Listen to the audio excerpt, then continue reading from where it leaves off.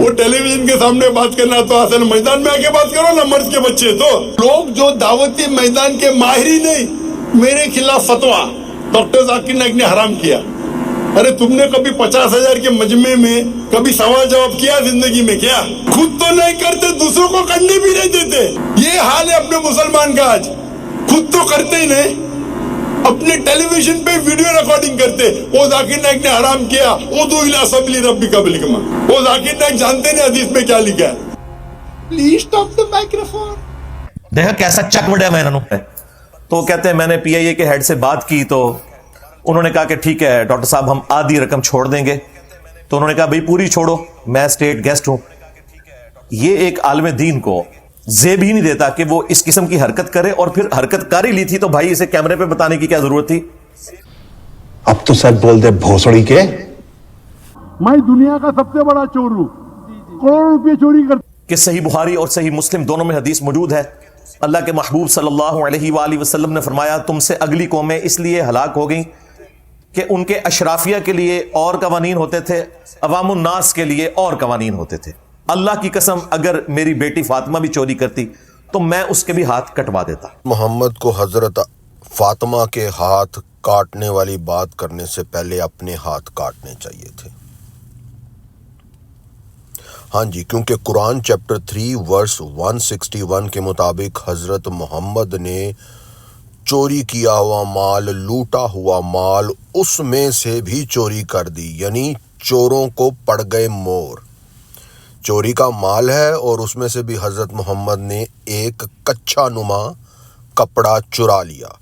اور صحابی جو ہیں وہ الزام لگا رہے ہیں کہ حضرت محمد نے چرایا ہوگا، اور یہاں پر اللہ کو نہیں پتا کس نے چرایا. یاد رکھیں. لیکن آج سچ بول نیوز ٹی وی آپ کو بتائے گا کہ وہ کچھا کہاں پر ہے. ہاں جی، اس کچھے کی برآمدگی ہوگی. اور حضرت محمد کا فالوور ذاکر نائک، چوروں کا راجا، آج کروڑوں کی چوریاں کرنے والا، فنڈز کے نام پر، ڈونیشنز کے نام پر لوگوں کو دھوکہ دینے والا، یہ چوروں کا راجا آج اس کا بھی پتہ چل جائے گا آپ کو کہ یہ اپنے ہاتھ کٹواتا ہے، یا کم از کم اس کو پنجاب پولیس کا پانجا تو فٹ ہونا چاہیے. حضرت محمد نے اپنے ہاتھ کٹوائے کہ نہیں، لیکن ان پر پانجا تو بنتا ہے. اب تو سچ بول دے بھوسڑی کے. یہ جو آپ دیکھ رہے ہیں لال رنگ کا کچھا جو ذاکر نائک نے پہنا ہوا ہے، کچھا نما کپڑا، یہ اگر مل جائے تو پتہ چل جائے گا کہ وہ چوروں کا مال جس میں سے حضرت محمد نے چوری کر لی، پھر پتہ چل جائے گا، ثبوت مل جائے گا کہ کون چور ہے. جیسے آج کے دور کا سب سے بڑا چور ذاکر نائک ہے، اس وقت پتہ چل جائے حضرت محمد نے وہ لال رنگ کا کچھا نما کپڑا کہاں چھپایا تھا کہ وہ دکھائی نہ دے، صحابیوں کو نظر نہ آئے اور ان کی چوری نہ پکڑی جائے. انہوں نے اللہ کی طرف سے آیت تو بنا لی، لیکن اب انہوں نے اس کپڑے کو ایسی جگہ چھپانا تھا جہاں سے اس کی برآمدگی نہ ہو سکے، پولیس کو نہ مل سکے. لیکن پرابلم یہ ہے کہ اس وقت پولیس نے کہاں سے ڈھونڈنا تھا جب چور ہی کوتوال ہے، جب چور خود تھانے دار ہے اور تھانے دار خود چور ہے. یعنی حضرت محمد اس وقت خود ہی سارے فیصلے کرنے والا تھا، خود ہی آیتیں بنانے والا تھا اور خود ہی چور تھا. تو ایسے چور کو کس نے پکڑنا تھا؟ ہاں، آج ذاکر نائک کو مودی سرکار پکڑ سکتی ہے. تو آئیے دیکھتے ہیں جی وہ کچھا، اس کی برآمدگی ہو سکتی ہے کہ نہیں. وہ کچھا تھا کہاں جس وقت صحابی اس کچھے کی تلاش میں ادھر ادھر ڈھونڈ رہے تھے. لیں جی، ذاکر نائک ڈولے شاہ کی چوئی، کتی جو چوروں کے راجا حضرت محمد کے ساتھ ملی ہوئی ہے. آپ دیکھ سکتے ہیں جہاں پہ اس کا یہ کچھا نما لال کپڑا نظر آ رہا ہے، اس کے بالکل لیفٹ سائڈ پہ جو انگلش میں ورڈ لکھا ہوا ہے IZAR، یہ ہے وہ کپڑا جو حضرت محمد نے ایسی جگہ چھپا لیا जो किसी को उनके घर में नजर नहीं आ सकता था। और वो जगह छुपाने वाली कहाँ थी? हजरत आयशा ने उसको लपेट लिया था कच्छे की तरह। और हजरत मोहम्मद वो हजरत आयशा को फिर पहनाते होते थे वो कच्छा नुमा कपड़ा जब हजरत आयशा माहवारी में होती थी, और हजरत मोहम्मद उनके साथ हलाल फन करते थे, इकट्ठे नहाते थे और सर से ले के पांव तक हजरत आयशा को सजदे करते थे। यानी इंग्लिश में आप कह सकते हैं फॉन्डलिंग, यानी उर्दू पंजाबी में आप कह सकते हैं चुम्मी चाटा, क्योंकि वो माहवारी में होती थी, उसको ये कपड़ा पहना देते थे। अब इस कपड़े को किसने ढूंढना था? कौन से साहबी ने ढूंढना था? या हजरत मोहम्मद को पता था या हजरत आयशा को पता था? तो हजरत आयशा ने हजरत मोहम्मद के मरने के बाद ये पोल हजरत मोहम्मद का खोल दिया, इशारा दे दिया। उन्होंने मोदी सरकार को इशारा दे दिया कि चोर की चोरी का माल कहां से मिलेगा।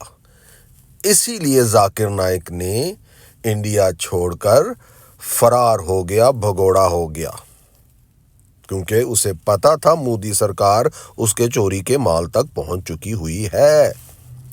तो ले जी, ये चोरों के राजा को फॉलो करने वाले चोर, इनकी ये बरामदगी हो चुकी हुई है। और बरामदगी देखें हुई भी कहाँ पे है? पानी के टब में हैं।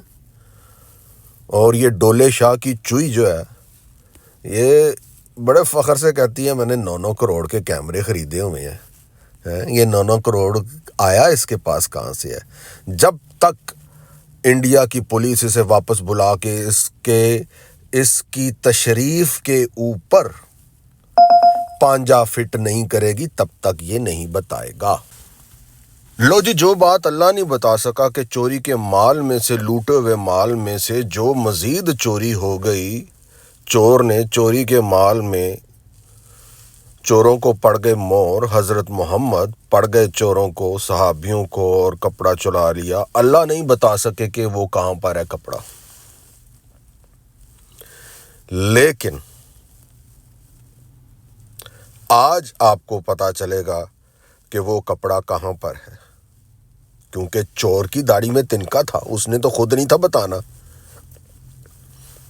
तो लिहाजा उसने आयत बना दी कि ये नबी का काम नहीं है चोरी करना, यानी दूसरे लफ्जों में ये चोर का काम नहीं है चोरी करना।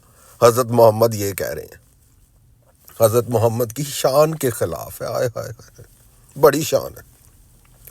तो ले जी, वो कपड़ा जो है लाल रंग का, हजरत मोहम्मद को जब दफन किया गया तो उनकी कब्र में वो कपड़ा उनके नीचे रख दिया गया, छुपा दिया गया, काम खत्म।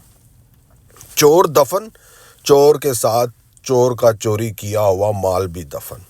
रेडी, इसमें इतना सोचने की बात क्या है? खोद के देखते हैं। जी हाँ, माल की बरामदगी के लिए इस कब्र की खुदाई होनी चाहिए, हजरत मोहम्मद की कब्र की खुदाई होनी चाहिए, और उसके बीच में से ये लाल कपड़ा बरामद होना चाहिए, और उसी पे पता चल जाएगा कि हजरत मोहम्मद चोर हैं कि नहीं। और इसके अलावा इस्लाम वाले मुसलमान ये दावा करते हैं कि नबी की नाश को कुछ नहीं हो सकता, नबी की डेड बॉडी को कुछ नहीं हो सकता। तो ये भी पता चल जाएगा, और वो डेड बॉडी अगर बिल्कुल ठीक हालत में होगी और कपड़ा बिल्कुल ठीक हालत में होगा तो करोड़ों लोग मुसलमान होंगे। ज़रा सोचो, जाकिर नाइक, इंजीनियर मोहम्मद अली मिर्ज़ा, तुम सोचो, तुम लोगों को ऐलान करना चाहिए कि भाई ये चेक होना चाहिए कपड़ा, इसकी बरामदगी इस पे डिपेंड करता है हज़रत मोहम्मद चोर हैं कि नहीं, या सिर्फ ये हदीसें हज़रत मोहम्मद के ख़िलाफ़ साजिश के तौर पर लिखी गई हैं।